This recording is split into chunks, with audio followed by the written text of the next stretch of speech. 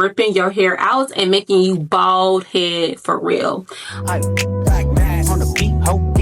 Hey, welcome back. I am Tayy, and if you are new here, this is a space where beauty meets culture. We talk about hair like it's bigger than a style, because in our community, it is. Make sure you like, comment, and subscribe, and hype this video up so that way it's twerculating and percolating in the algorithm. Okay, let's get it. And today I'm breaking down the top 10 trends that I'm actually loving this year. Let's get it. So 2026, even the end of 2025 was not even playing when it comes to hair. Let's get into number one. So this was more so like last summer, the end of 2025, the Jada Waya braids. I know Jada Waya did not come up with these braids, y'all, but people seen her wear the braids, and that was just what the stylist understood when they seen somebody wear them. That's just it. We know we've been wearing this style back in 2005, and it just kind of came on back. Styles operate circular. They don't operate linear. So you already know we was going to repeat the style at some point. Now, a lot of times this style was saved for little girls and things like that. It was more like age appropriate for, you know, younger girls. But when you add a little bit of weave to it, added some makeup on it, flip the hair,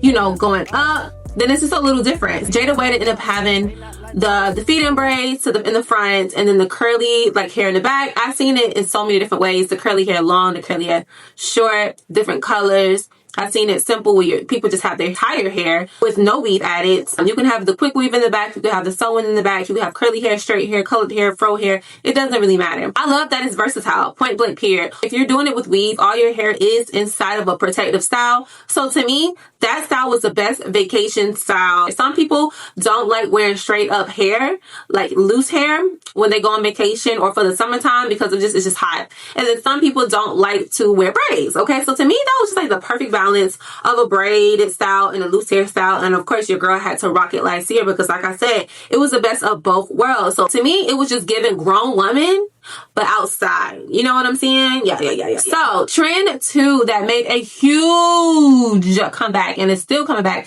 is the modern quick weaves. Like, quick weaves have been around since I was a jit. Since I was a young girl. I did my first quick weave in 2009, 2010, but I know it's been around way longer than that.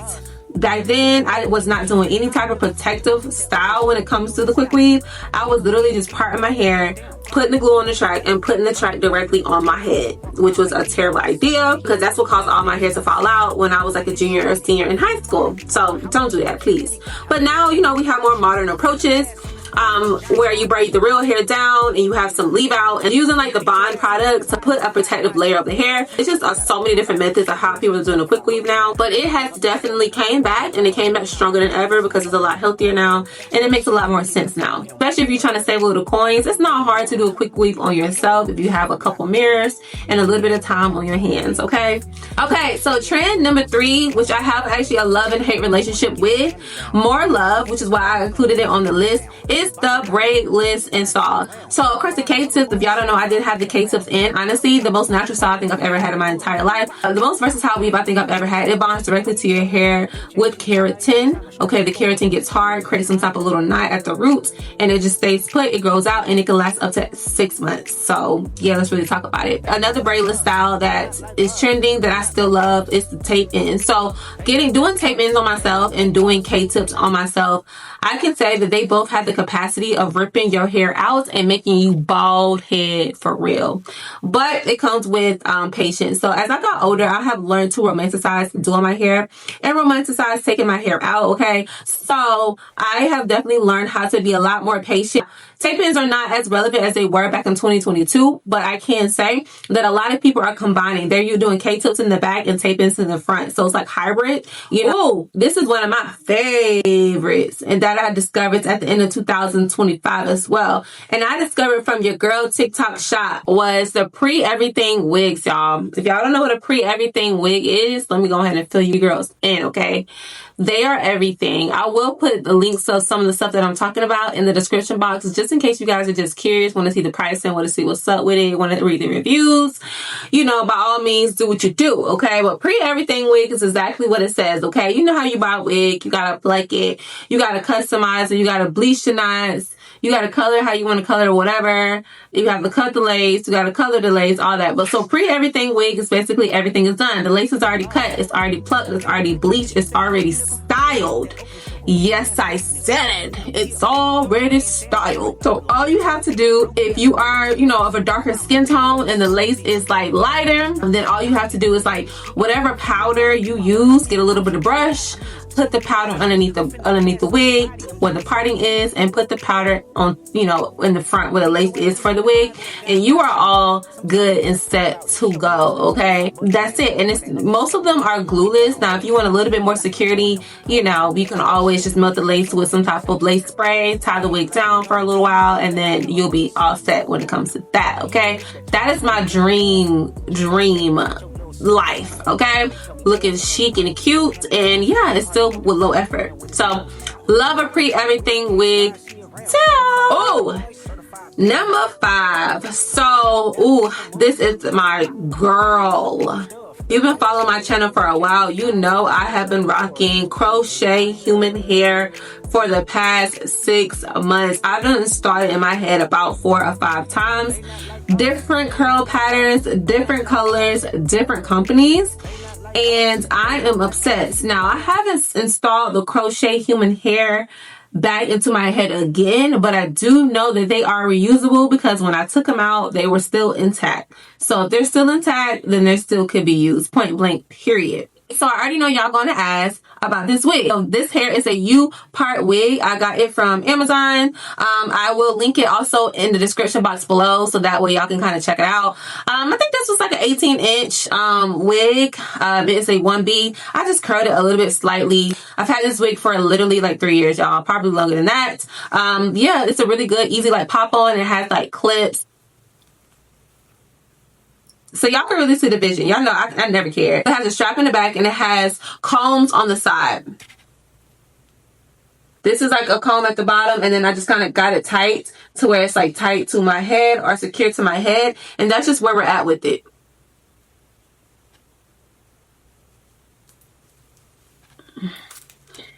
And then you just tuck your hair underneath it, pull it down, and then use the combs on the side.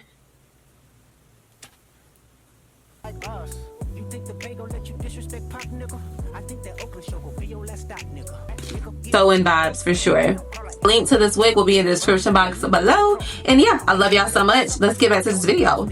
So the miracle knots, and if you guys don't know what a miracle knot is, it is when you are basically doing knotless box braids on yourself, but instead of adding just like, you know, bulk human hair to your braids to make the knotless braids boho, you are using crochet hair, which honestly is just genius to me.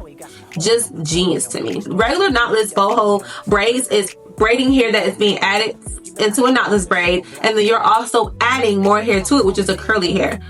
You're kind of feeding and braiding it into the plait, okay? But miracle knots is you using your own hair, putting your own hair in plaits without the weave, and then you are adding or crocheting the crochet hair into the braid. That is a fine hair girly's dream. Yeah, I'm excited to try it. Yeah, that's one of my favorite trends, and I think this came out the end of 2025. So yeah, loving it here, and I hope it's here to stay. Okay, the butterfly layer look, it is a bomb to me. I think it's just a beautiful style. It's just bouncy, it's classy, it's flowy. You can make it look as more exaggerated or as toned down as you want. I'm just obsessed with that feathered look. It's given like Farrah Fawcett, it's given like glam girl, it's given 70s. It's just so pretty to me.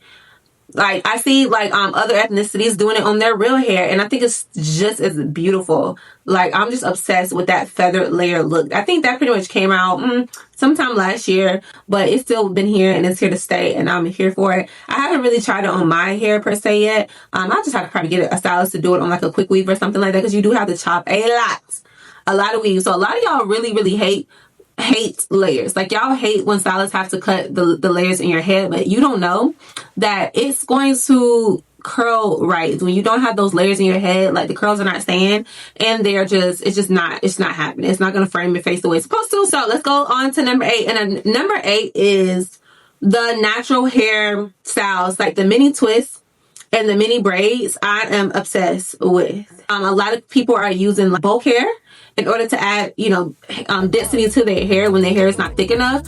But I'm obsessed with it. I love how it looks. I think it's versatile because you can style it however you want to style it. And it's also protective styling. You can access your scalp. You can dress it up, dress it down. I mean, it lasts a long time. It grows your hair. I mean, it's like, what more can you want out of a natural hairstyle? You get what I'm saying? It works on men. It works on women. It works on little boys. It works on little girls, especially when you don't want that dedication when it comes to like putting locks into a head and things like that. I just love it. I'm obsessed with that natural hairstyle for sure. And I would love to try it. I'm way too lazy to put it in, way too lazy to take it out. But I put it on my son's hair and it's amazing. I love it. It lasts for a month or two. Like, it's just amazing. And it's just like a growing magnet hairstyle because it's like low tension, access to the scalp. You can wash it with the in the style. It's just amazing. And you can oil the scalp and oil the ends. Like, come on now, what more do you want? Now, these last two things, they're not necessarily a hairstyle, but they're still involved in the hair community. And this is something that I love seeing come back or make a huge comeback in 2025, going into 2026. So I love a good scalp analysis. Scalp analysis is when people are going to these beauticians, these dermatologists or whatever, and they're getting that microscope on their scalp. And they are basically like seeing if their scalp is clogged up, why not the hair is growing, etc., etc. And they're able to kind of go off of that analysis to see what will be best in regards to their hair. When they see clogged scalp, they are doing that deep cleanse. And I love it. I feel like, how can you really know what's wrong with you? It's kind of like your body. How do you know what's really wrong with your body if you're not getting that comprehensive CBC like workup, you know? See how like your levels of everything is and things like that. I feel the same way about your scalp. Because we only get those analysis when something is wrong. Like when we go to the dermatologist, see what's going on, why our hair is shedding, why it's not growing, etc., etc. But this is actually seeing kind of like in real time, like, okay, if your scalp clogged, then we need to do a detox. How does it look after the detox? You know what I'm saying? Like, you just get a really good analysis. Like, if your scalp is super, super dry, like, find a way to hydrate it. Just all types of things. I just feel like it's a really good tool to have when you're practicing, like, healthy hair, just a healthy body in general. And, yeah, you're just really giving it what you need without the guesswork, you know? And so, number 10, it's not a hairstyle either. Men and women are getting this procedure, and I am here for it. The hair transplants. Everybody's going to Turkey to get these hair transplants. A lot of women that have suffered from alopecia, they are getting the hair transplant on the edges. A lot of men that are suffering from male pattern baldness, which most men are, it don't matter how old you are, in their 20s all the way to 50s, they are losing hair in the crown area. They're losing hair in the light parts. What do you call these? The corners of their hair. I see so many success stories from these hair transplant, and it is really transforming people's confidence. I am so here for it. I feel like if you can afford it and you're healthy enough, I feel like, what is the problem with getting something fixed like that? A lot of people say, well, why don't you just cut it off? But are they saying the same thing about women? Like, if you're having alopecia, like 2 and 3 inches of alopecia from your hairline back, are they telling the women to cut their hair off? No, they are not telling the women to cut their hair off. So I don't think it's fair to tell the men to cut their hair off. I think hair is just a confidence thing. I feel like a lot of times if you're used to having hair, cutting it bald is just a whole different identity. So I wouldn't suggest anybody to just cut it off. Y'all love to say that. Just cut it off, twin. Just like, come on, like, just be a little bit more, just give a little bit more grace when it comes to that. Because like I said, some of these men are in their 20s. Like, why would they want to go bald in their 20s if they don't have to? If they have the funds to get a hair transplant, let these fellas get the hair transplant. Okay, to me, the best part about 2026 is that hair trends and hair care is just getting smarter and smarter. There's less tension nowadays, better install, more realistic methods, you know? Now tell me, y'all, what 2026 hair trend you are hoping that is here to stay, that you are just loving? When it came out, you tried it, you love it. When you've seen it, you may have not tried it yet, but you are still here for it. These are my top 10. What are yours? Make sure y'all comment what y'all love. Thank y'all so much for watching my video. And until next time, baby girl, bye.